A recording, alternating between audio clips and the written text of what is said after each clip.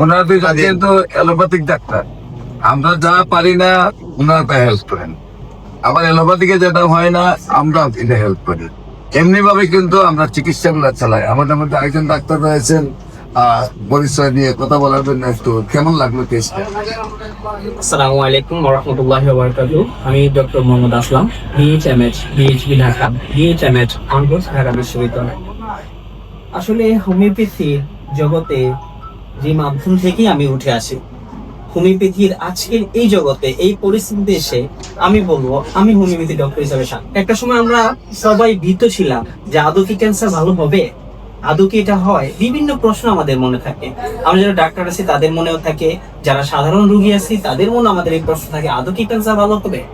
সেই প্রশ্নের উত্তর আমি এখানে পেয়েছি।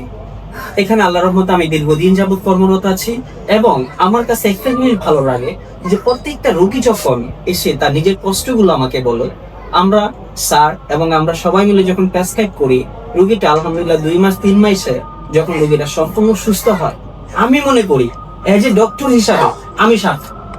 আমি মনে করি এজ এ হোমিওপ্যাথি ডক্টর হিসাবে আমার স্যার সার্থক, এজ এ ক্যান্সার গবেষক হিসাবে আমরা সার্থক।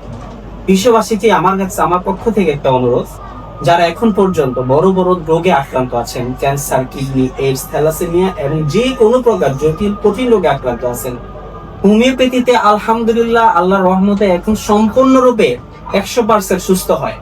আপনারা আসুন, আমাদের অফিস ভিজিট করুন, আমাদেরকে পর্যবেক্ষণ করুন এবং চিকিৎসা সেবা নিন। আমরা সকলে মিলে চাই ক্যান্সার মুক্ত বিশ্ব গড়তে। আপনাদের সবার সাহায্য কামনায় আমি শেষ করছি। আসসালামু আলাইকুম।